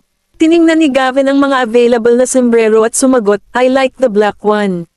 Natigilan si Erisa. Ayaw niya ba ng green? Sigurado ka ba? Hindi alam ni Gavin kung bakit niya ito tinatanong. Oo, sagot niya habang tumatango. Nagulat si Erisa at tinukso siya, are you going for a change of style? Di ba gusto mo ng green? Natigilan si Gavin sa narinig dahil hindi naman nabanggit ni Jasper na mahilig siya sa green. Natawa si Zachary nang mapansin niyang naguguluhan si Gavin. Nag-aalala siyang baka makita ni Erisa ang kanilang kasinungalingan. Mommy, gusto niyang magmukhang cool. Napasulyap si Gavin kay Zachary at nanatiling walang imek. Anong ibig mong sabihin? Favorite color ko lang yan. Napahawak si Oliver sa kanyang baba nang maramdaman niyang kakaiba ang kinikilos ni Jasper. Hindi ba green ang paborito mong kulay? Kailan nagbago iyon? Sinulyapan siya ni Gavin at ngumisi bilang ganti. Bawal ba akong magbago ng estilo? Gusto ko ring baguhin ang aking estilo. Nakangiting bulalas ni Jessie. Mommy, pwede bang makuha yung pink? Natuwa naman si Erisa sa hiling ni Jessie. Humiling siya sa tindera ng 2 sombrero, isang itim, at isang kulay rosas. Agad na sinubukan ni Jessie ang sombrero. At ipinakita ito sa iba. Ano ang hitsura ko? Ito ay perpekto. Ay nalalayan ni Gavin si Jessie. Nanatili ang kanyang tingin kay Jessie habang ang sombrero ay nagpamukhang mas pambabae sa huli. Eto, subukan mo ang sombrero. Tumingkayat si Erisa at tinulungan si Gavin na isuot ang kanyang sombrero. Siya ay tumingin hindi kapanipaniwala sa itim na sombrero, na ginawa ang kanyang mga tampok na kakaiba. Napabuntong hininga siya nang wala sa kanyang mga anak ang kamukha niya. Kumpiyansa siya na kamukha sila ng kanilang ama, ngunit hindi niya alam kung sino ang kanilang ama, ni hindi niya alam kung saan ito hahanapin. Kahit na ginawa niya iyon, hindi niya kailangang maglakas loob na hanapin ang kanilang biyolohikal na ama dahil nag-aalala siya na ito ay isang hindi tamang tao. Mas gugustuhin niyang huwag nang malaman ang tungkol sa kanilang ama kung ganoon nga. Inayos ni Oliver ang sombrero ni Gavin sa pamamagitan ng pag-ikot nito. Ngayon, mas cool ka na. Napatingin si Gavin sa kanila at humarap sa salamin. Sumang-ayon siya sa pahayag ni Oliver. Mommy, gusto ko itong sombrero. Oo naman. Sinamba siya ni Erisa at hinaplos ang mukha. Salamat, Mommy. Namula ang mukha ni Gavin sa tuwa dahil ito ang kauna-unahang regalo niya mula sa kanyang ina. Ngumiti si Erisa sa kanya at binayaran ang mga sombrero bago ipinagpatuloy ang kanilang shopping trip. Bumili siya ng kahit anong kailangan nila. Bago sila umuwi, namili sila ng mga grocery para sa kanilang hapunan. Mommy, magpahinga ka na. Kami na ang bahala sa hapunan. Sabi ni Zachary kay Erisa pagkarating nila sa bahay. Natouch naman si Erisa. Magpahinga na rin kayong lahat. Magluluto ako ng hapunan saglit. Hindi kami pagod. Tinawag ni Zachary ang kanyang mga kapatid, at dinala nila ang mga pinamili sa kusina bago ito inilagay ng maayos. Ito ang unang pagkakataong gumawa ng ganoong gawain si Gavin. Kaya, nakita niya itong kawili-wili. Gayunpaman, hindi pa rin niya nailalagay ang mga pinamili, na naging sanhi ng pagkaasar ni na Zachary at Oliver. Bahagyang hinayla ni Jessie ang sulok ng sando ni Gavin. Jasper, ihanda na natin ang mga gulay. Ipaubaya mo na sa kanila ang iba. Umupo si Jessie sa isang upuan at nagsimulang maghanda ng mga gulay. Namangha si Gavin sa galing ni Jessie at dahil sa curiosity ay nagtanong, ang galing mo. Hindi ko alam kung paano ito gagawin ng maayos gaya mo. Naguguluhan si Jessie. Jasper, you're doing a better job than me. Are you trying to make me happy? Mabilis na dagdag ni Gavin, hehe. Ako nga, natutunan niya kung paano ihanda ang mga gulay pagkatapos niyang obserbahan kung paano ito ginawa ni Jessie. Si Zachary at Oliver ay nagsimulang magluto ng mga pinggan pagkatapos mag-imbak ng mga pinamili. Tumabi si Gavin at tuwang-tuwang nanood. Napansin ni Zachary na nabigla si Gavin at napangiti. From now on, we have to help mommy with these chores. Tuwing wala si mommy sa bahay, we have to prepare our own meals. Sila ay hindi kapanipaniwala. Nagulat si Gavin. Tama, napakasipag ni mommy, kaya kailangan natin siyang tulungan. Pumayag naman si Jessie. Gusto mo bang magwalas ng sahig, o dapat ko na lang gawin? Tanong ni Oliver kay Gavin. Marunong magwalas ng sahig si Gavin kaya sumagot siya ng, gagawin ko. Sure, magpupunas ako ng sahig. Hinati ni Oliver ang mga gawain sa kanilang mga sarili. Lumapit si Erisa at natuwa siya nang marinig ang nakakaantig na pag-uusap ng kanyang mga anak. Pakiramdam niya ay sulit ang anumang uri ng sakit at pagdurusa kung ito ay para sa kapakanan ng kanyang mga anak. Mga bata, pumunta at maglaro. Ipaubaya mo sa akin ang iba. Sinabihan niya ang kanyang mga anak na umalis at nagpatuloy sa pagluluto ng mga pagkain.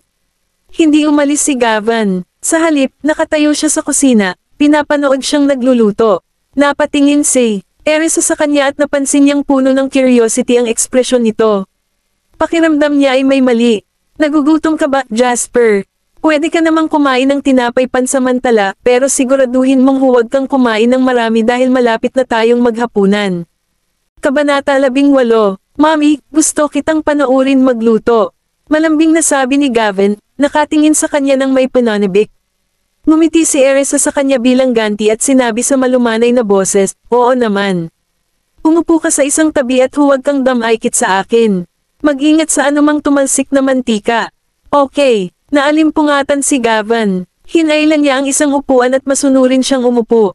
Bakit bigla mo akong gustong panoorin magluto? Tanong ni Erisa. Gusto kong samahan si mommy. Sagot ni Gavin habang ang mga mata ay nakadikit sa kanya.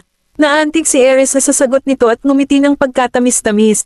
Hindi natagalan ni Gavin ang panonood bago siya tinawagan ni Oliver. Jasper, are you trying to slack off? Sabi mo magwawalis ka ng sahig. Lumabas ka dito at magsimulang magwalis. Nagulat si Gavin. Oops, nakalimutan ko na. Mommy, alis muna ako saglit. Sambit ni Gavin. Lumingon si Erisa at ngumiti sa kanya. Tumakbo palabas si Gavin at nagmamadaling nagwalis ng sahig. Sa kabilang banda si Oliver ay naghugas ng mop at nagmop ng sahig. Samantala, inayos ni Zachary ang mga kwarto kasama si Jessie. Ang apat na bata ay nagtutulungan at abala sa mga gawain. Natuwa si Erisa na makita silang masunurin sa murang edad. Kung wala ang kanilang tulong sa paggawa ng ilang mga gawain, siya ay nalulula. Makalipas ang kalahating oras, ang apat na bata ay nakaupo sa sofa habang nanonood ng mga animation. Nagbabrowse si Oliver sa maraming available na channel. Biglang isang pamagat ng balita ang nakakuha ng atensyon ni Jessie. Hinatak ng bata ang kamiseta ni Oliver sa tuwa nang makita ang isang taong may katulad na hitsura sa kanila. Bumalik ka sa dating channel. Binalik ni Oliver ang channel, ngunit huli na ang lahat. Nagalit si Jessie. Bakit wala na? Anong problema, Jessie? Napalingon si Zachary at nagtanong. Ngayon ko lang yata nakita si Daddy. Napatingin sa kanya si Jessie nang may pananabik. Kamukhang kamukha ng mga kapatid ko ang taong iyon. Napatulala si Zachary. Napatingin din si Gavin kay Jessie. Karaniwan para kay Daddy na lumabas sa mga programa sa telebisyon, ngunit kadalasan ay ayaw niyang gawin ito. Bakit hindi ko siya napansin kahit nanonood din ako ng telebisyon? Sinubukan silang kumbansihin ni Jessie. Matangkad yung tao at mukhang gwapo. Katulad ni Oliver. Dapat yung daddy natin. Napakamot sa likod ng ulo si Oliver at Sam imangot. Bakit hindi ko nakita? Nakatayo si Daddy sa likod. Inilarawan ni Jessie. Walang alinlangan na ang taong nakita ni Jessie ay si Benjamin. Ito ay isang seremonya ng pagbubukas. Nahuli siya ng kamera sa kanilang footage ng 1 segundo. Ito ay 1 segundo lamang, at ang media ay hindi direktang nagsalita tungkol sa kanya. Hindi mo nga kilala kung sino yon, at inaangkin mo na siya bilang daddy mo. Sinundot ni Oliver ang ulo ni Jessie.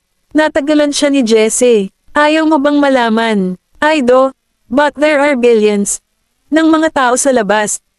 Tsaka hindi binanggit sa balita ang lokasyon ng kaganapan. Napaawang ang lobby ni Oliver. Ni hindi nga nila alam kung patay o buhay pa ang kanilang ama. Nagkatitigan sina Zachary at Gavin, nagdedebate kung sasabihin ba nila sa iba ang totoo. Tama na, baguhin na ang channel. Ayaw mo bang manood ng telebisyon? Tumango si Zachary. Agad na iniba ni Oliver ang channel, at masayang niyakap ni Jessie ang isang cushion. Nasa telebisyon ang paboritong animation ng huli. Magsisimula na, nagsisimula na. Narinig ni Erisa ang saya ni Jessie mula sa kusina at sumilip sa kanila. Nakita niya ang apat na magkapatid na nanonood ng telebisyon na magkasama at pinagpatuloy ang pag-check kung handa na ang sopas. Kinuha ni Zachary ang kanyang telepono at nakita ang numero ng telepono ni Benjamin sa pamamagitan ng telepono ni Gavin. Isang mensahe si Benjamin. Nanlaki ang mata ni Gavin. Mahina niyang tanong, anong ginagawa mo? Tumahimik ka. Sinaman ni Zachary nang tingin si Gavin at tumingin kay Oliver at Jessie. Tahimik na tumingin sa kanya si Gavin bilang ganti at napansin na nagpapadala si Zachary ng mensahe bilang Erisa na humiling na makipagtulungan kay Benjamin. Hinayla ni Gavin ang manggas ni Zachary at bamulong sa tenga ni Zachary. You could have just asked me to recommend mommy.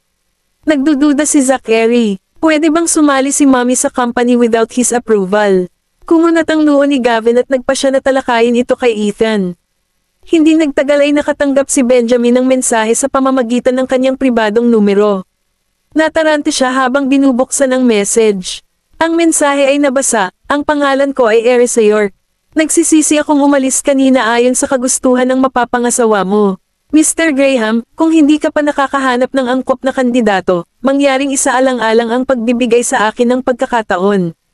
May tiwala ako na kakayanin ko ng maayos ang trabaho ng kumpanya. Napapikit siya habang binabasa ang mensahe. Paano nakuha ng babaeng ito ang private number ko? May iba pa ba siyang motibo? Babalik ba siya sa Graham Group dahil nagkaroon siya ng snag sa ibang lugar? Kung talagang gusto niyang sumali sa Graham Group, hindi siya dapat umalis nang hindi nag-iiwan ng anumang paliwanag. Nag-text siya pabalik, no way. Binasa ni Zachary ang sagot ni Benjamin at nagalit. How dare he reject mommy without giving it any thought? Nag-type siya ng isa pang mensahe at ipinadala ito sa isang kisap mata, pagsisisihan mo ito. Nagdilim ang ekspresyon ni Benjamin matapos makita ang sagot. Wala akong pinagsisihan sa buong buhay ko. Nakita rin ni Gavin ang text ni Benjamin at napabuntong hininga. Bakit ayaw bigyan ng pagkakataon ni Daddy si Mommy? Sobrang galing niya. Nagmamadaling pumunta si Zachary sa kanyang silid, at sinundan siya ni Gavin. Hindi maintindihan ni Oliver kung bakit sila nagmamadali. Sinundan niya ang mga ito papasok ng kwarto at nakita niyang nakalaptop si Zachary. Anong ginagawa mo? Siya, may tuturuan ako ng leksyon. Pinagdikit ni Zachary ang lobby. Hulaan ni Gavin kung ano ang kanyang mga plano. Maaaring mahak ni Zachary ang isang tao sa loob ng ilang segundo sa pamamagitan lamang ng pagkuha ng kanilang address. Ang kanyang napakahusay na kasanayan sa pag-hack ay namangha pa rin kay Gavin. Umupo si Oliver sa likod ni Zachary at tinanong si Gavin, sino ang kinakaharap ni Zachary? Sagot ni Gavin, sagutin ko yan mamaya. Pinutol ni Zachary ang supply ng kuryente sa mansyon ni Benjamin. Gabi na noon, at nangangailangan ng kuryente ang mansyon para maliwanagan ang lugar. Madilim na sa mansyon kaya naman mabilis na bumaba si Edwin para tingnan ang mga switch ng kuryente para lang malaman kung ayos lang. Kaya naman, tumawag siya ng repairman para ayusin ang isyo. Nakakunot ang noo ni Benjamin nang lumabas siya sa kanyang pag-aaral. Anong nangyayari? Baka masira ang electrical circuit. Aayusin natin ito sa lalong madaling panahon. Walang ideya si Edwin kung ano ang problema. Nag-alala si Benjamin na baka matakot si Jasper sa dilim, kaya dali-dali siyang umakyat sa kwarto ni Jasper. Sa sandaling ito nahak ang computer sa kanyang pag-aaral. Nakita ni Benjamin na mahimbing na natutulog si Jasper at bumalik sa ibaba. Tapos, napansin niyang may nanggugulo sa kanyang computer. Ang mga susi ay hindi gumagana sa lahat. Dahil dito, napagtanto niya na hindi nagkataon lang ang blackout. Hehe, biglang may sumabog ng nakakatakot na tawa mula sa computer. Hinding-hindi mo ako mahuhuli. Sa screen, may ilang sisiw na tumatakbo, nanunuya sa kanya. Napaisip si Benjamin kay Erisa. Haha, mayroon siyang ilang mga trick sa kanyang manggas. Ginagawa ba niya ito dahil sa pagtanggi ko sa kanya? Namuho ang galit sa loob niya habang ang mukha niya ay nanlamig. Ngayon, gusto niyang mas makilala pa si Erisa. Kinuha niya ang phone niya at dinial ang number niya pero walang sumasagot. Kabanata 11. Sweethearts, oras na para kumain. Tumigil ka sa paglalaro sa computer at maghugas ka ng kamay. Nagluto si Erisa ng mga pinggan, lumapit, at inutusan ang mga bata na maghugas ng kanilang mga kamay, na hindi alam na may masamang intensyon sa kanya. Mommy, papunta na kami. Dali-dali nilang pinatay ang computer, at napatingin si Zachary kay Gavin. Bakit niya ako tinawag? Hindi naman niya tayo pinaghihinalaan, diba? Tanong ni Zachary. Dali-dali namang tinanggal ng bata ang SIM card, para hindi matrack ni Benjamin. Hindi niya inasahan na si Benjamin ay napaka-perceptive at naging masyadong pabaya. Hindi naman niya sisisihin si Mommy, diba? Iyan ay lubos na posible. Hindi inaasahan ni Gavin na si Zachary ang maghahak sa computer ni Benjamin. Akala niya ay nahak lang ng huli ang electrical circuit system.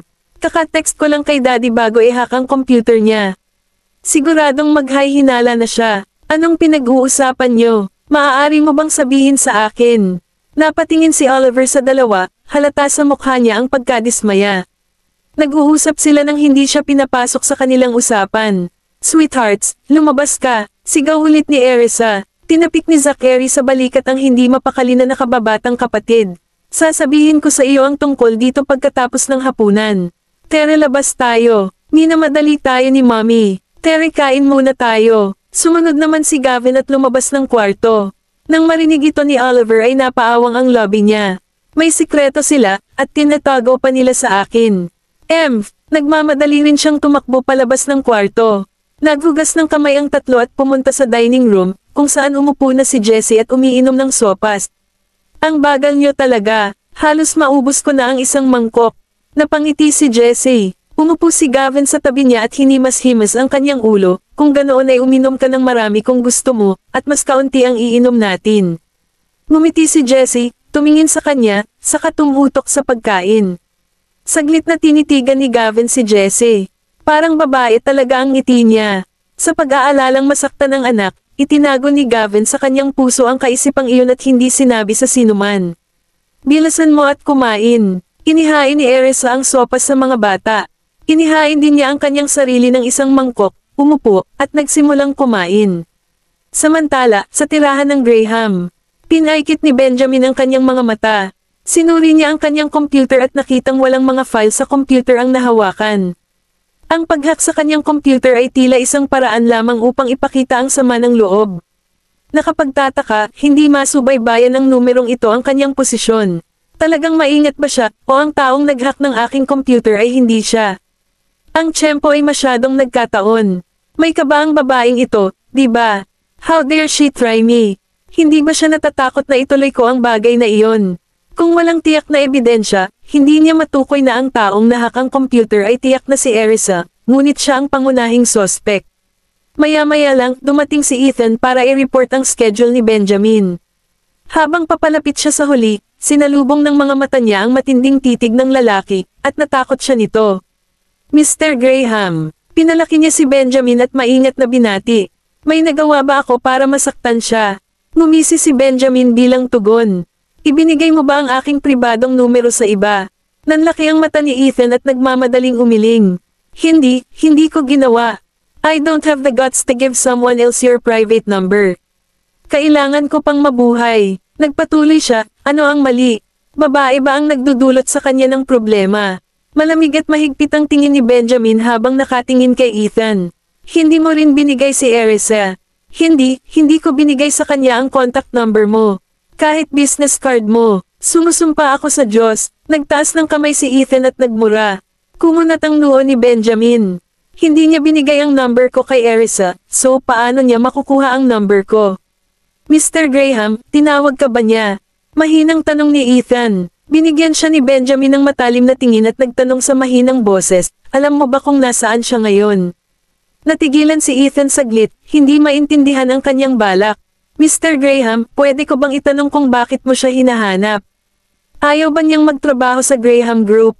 Sabihin mo sa kanya na pumunta sa opisina ko bukas. Gusto niyang makita ang babaeng ito, para malaman kung anong klaseng tao ito. Kung talagang nahack niya ang kanyang computer, maghihiganti siya. Walang makakalaro sa kanya at ligtas pa rin. Nagulat si Ethan at tinapik ang hita niya. Ipapaalam ko sa kanya ngayon. Agad na tumago sa kanya ang malamig na tingin ni Benjamin. Nakontrol ni Ethan ang ekspresyon niya at tumabi para tawagan si Erisa. Nakatanggap si Erisa ng tawag mula kay Ethan na nagpaalam sa kanya na pupunta siya sa Graham Group bukas para sa isa pang panayam. Natigilan siya dahil sinadya niyang muling isumite ang kanyang resume pagkatapos ng hapunan. Mr. Frank, sigurado ka bang si Mr. Graham ang nagsabi sa akin na pumunta doon? Ayaw niyang mapahiya muli tulad ng nangyari noong umagang iyon. Affirmative. Pinapaalam lang niya sa akin na bumalik ka. I'm really sorry sa nangyari ngayon. Isang hindi pagkakaunawaan ang lahat. Pagkatapos, nagpatuloy siya, huwag kang mag-alala tungkol dito, Miss York. Gustong-gusto ni Mr. Graham ang mga taong may talento, at maaari mong sabihin sa kanya ng direkta kung ano ang kailangan mo. Libre ka bukas, di ba? Oo, sandaling nag-isip si Erisa at nagpas siyang tumungo doon. Pupunta ako doon sa oras. I have to see him this time, kahit pilit akong pigilan ng babaeng yon. Kung bumagsak ako muli sa panayam, wala akong magagawa kundi tanggapin ang resulta. Ang sweldo at benepisyo ng Graham Group ay kabilang sa pinakamahusay sa industriya. Sayang naman kung gano'n na lang ako sumuko. Hihintayin ka namin. Nakangiting sagot ni Ethan. Nang hindi na nagtagal, ibinabanan niya ang telepono at ipinaalam kay Benjamin, si Miss York ay nasa opisina bukas.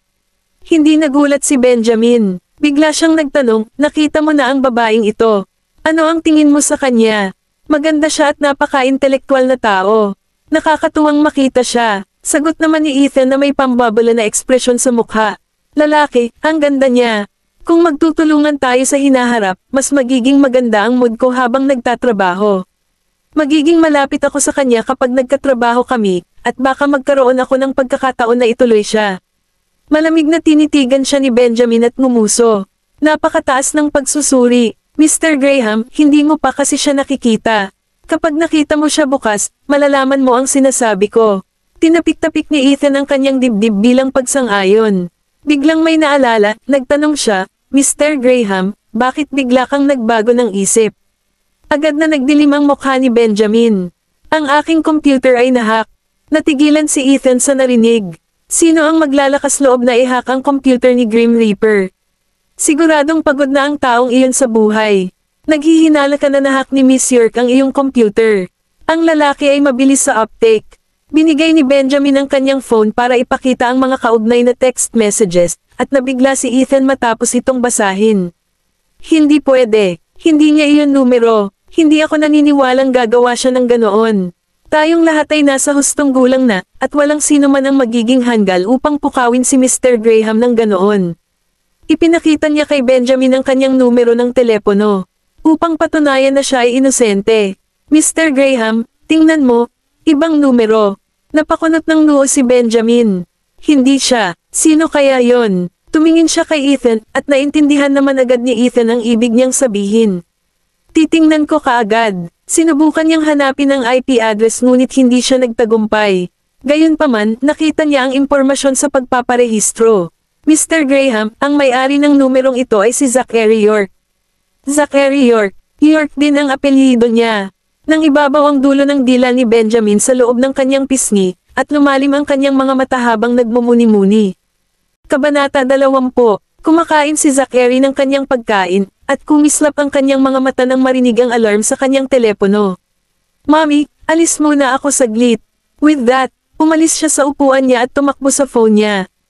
Nang makita niyang may nag-check ng kanyang data, pinaikit niya ang kanyang mga mata, ginamit ang kanyang hakang teknik, at direktang umatake. Sa isang kisap mata, lahat ng impormasyon tungkol sa kanya ay nabura. Sweetheart, anong nangyayari? Lumingon si Erisa at tumingin sa anak. Nagtataka siya kung ano ang ginagawa nito, hindi dumarating sa hapunan. Mommy, sandali lang. Matapos matiyak na walang mahanap na impormasyon ng kabilang partido tungkol sa kanya, saka lang siya lumapit kay Erisa. Nang makita niyang misteryoso si Zachary, natawa siya. Anong ginagawa mo? Wala. Hinahanap ako ng kaibigan para maglaro, at sinagot ko siya. Mahina ang sagot ni Zachary. Napatingin si Gavin kay Zachary at agad niyang nalaman na may mali. Napatingin din si Erisa sa kanya at ngumiti. Nang hindi na siya tinanong pa, binigyan niya ang bawat isa sa 4 na bata ng pakpak ng manok bago binigay ang sarili nito. Bilisan mo kumain. Kumain ka muna bago ka maglaro.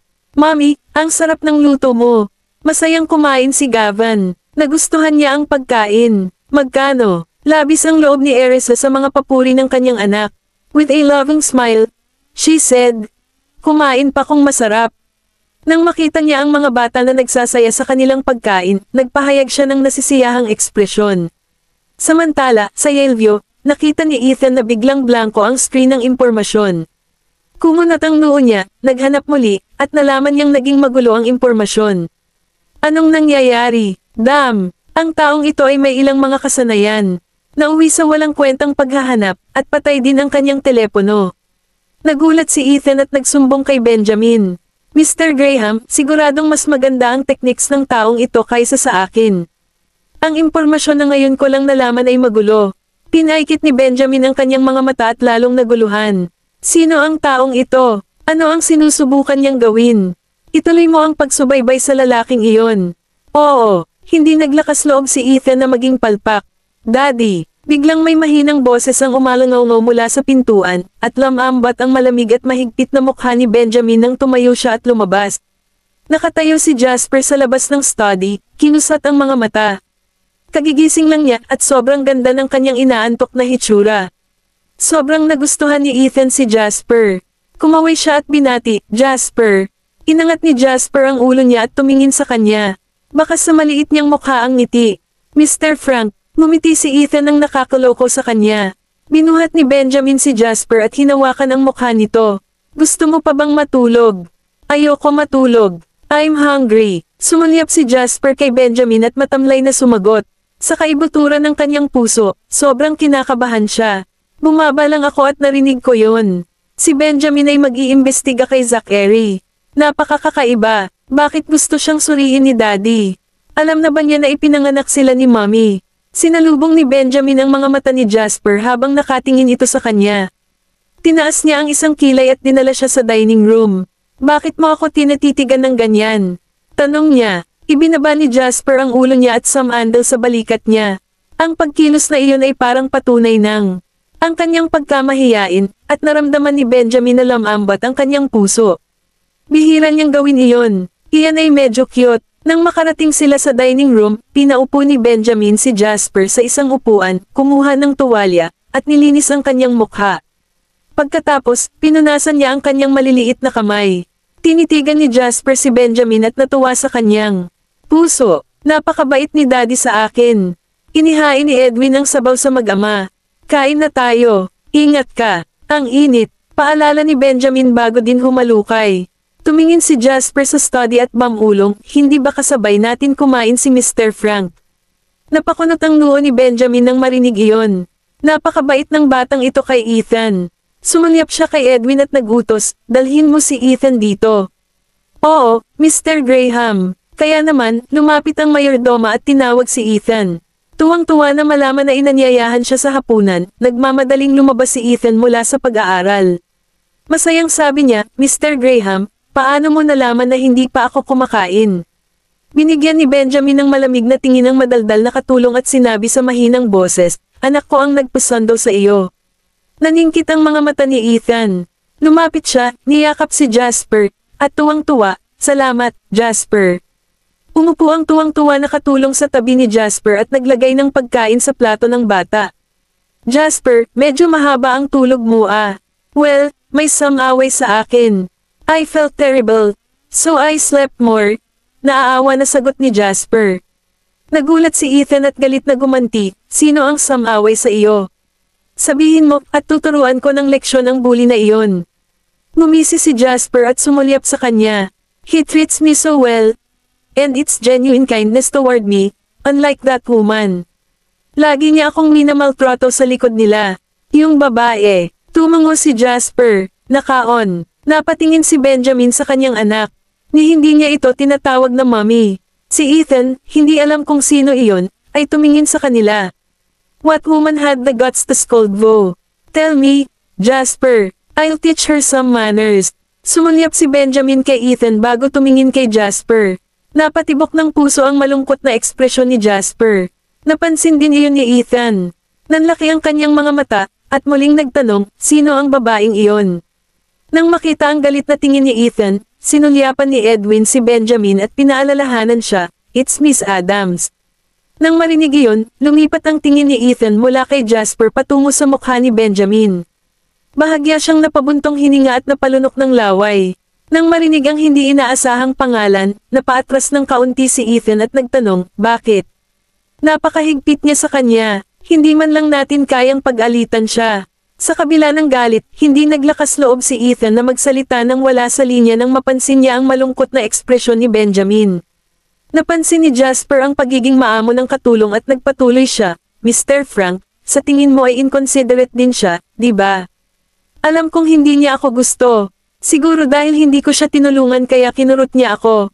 Sumakit ang puso ni Ethan nang makita ang malungkot na mukha ni Jasper.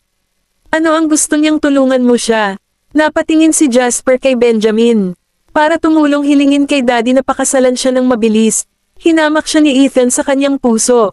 Napakawalan niya. Gumagamit pa siya ng isang maliit na bata tulad ni Jasper upang makamit ang kanyang mga layunin. Hindi siya karapat-dapat kay Mr. Graham. Gayunpaman, hindi siya nang ahas na sabihin ang mga kaisipang ito. Halatang nagyayelo pa rin ang mukha ni Benjamin, kaya napaupo ulit siya sa kanyang upuan. Kumain ka muna. Hinaplos ni Benjamin ang ulo ni Jasper, tila nag-aalala. Napagtanto ni Jasper na hindi nangako ang kanyang ama na hindi magpapakasal kay Dana at tumahimik. Ganoon ba kagusto si Daddy sa babaeng iyon? Kung mananatili si Daddy sa babaeng iyon, ano ang mangyayari? Mommy, paano naman tayo? Pagkatapos ng kasal, mas malala ang kalagayan ni Gavin sa bahay. Hinding-hindi dapat pakasalan ni Daddy ang babaeng iyon. Pagkatapos ay binibigkas niya, na tila nadismaya, okay. Maraming matatanda sa eksena ang nadamay na nakatingin sa kanyang masakit na ekspresyon. Malungkot ang mukha ni Benjamin, at may galit sa kanyang mga mata na nakatutok kay Dana.